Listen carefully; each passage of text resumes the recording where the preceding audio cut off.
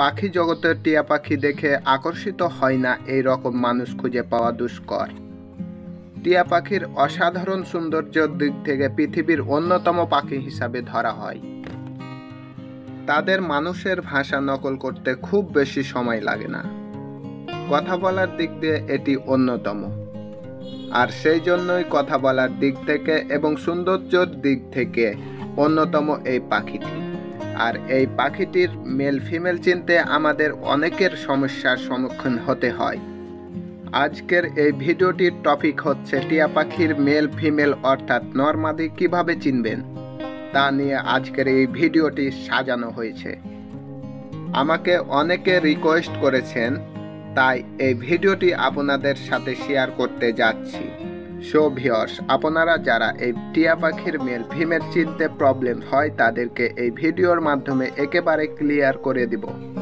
আপনারা যারা ভিডিওটিতে এখনও একটা লাইক দেননি, জলদি করে একটা লাইক দিন।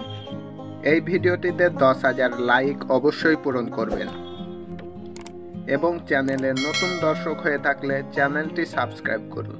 সো আর দেরি না করে ভিডিওটির মূল টপিক নিয়ে আলোচনা করা যাক।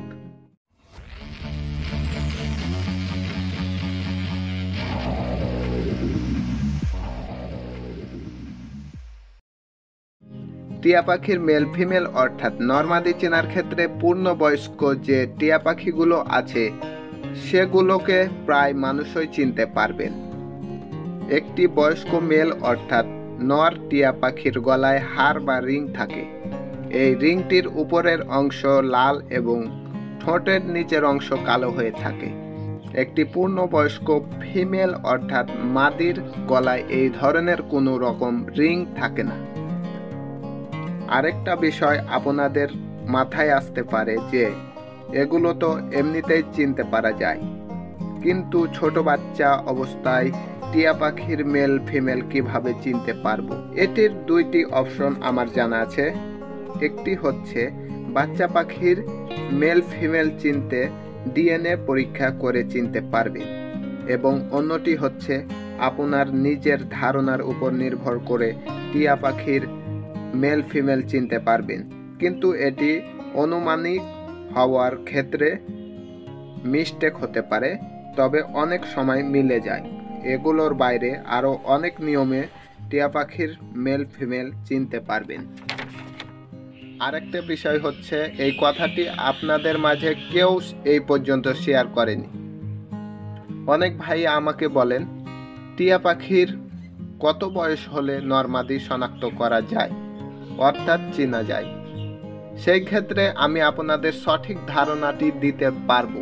1 বছর পার হলে আপনারা খেয়াল করবেন যে পাখিটি নর হবে, তার গলায় হালকাভাবে গোলাপি রঙের হার এবং রিং ফুটবে। এই রিংটি সম্পূর্ণরূপে ফুটতে 2 বছর সময় পর্যন্ত লাগতে পারে। মাদি টিয়া পাখির ক্ষেত্রে এই রিংটি থাকবে না এবং 2 বছর বয়স হলে আপনাদের ধরে নিতে হবে এটা একটা ফিমেল অর্থাৎ মাদি টিয়া। এই টিয়া পাখিটি আমি ছোট থেকে এই পর্যন্ত বড় করেছি।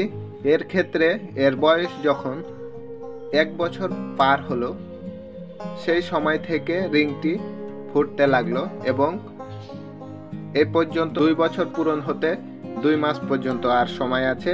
2 মাস হলে সম্পূর্ণ রিংটি সম্পূর্ণরূপে ফুটবে।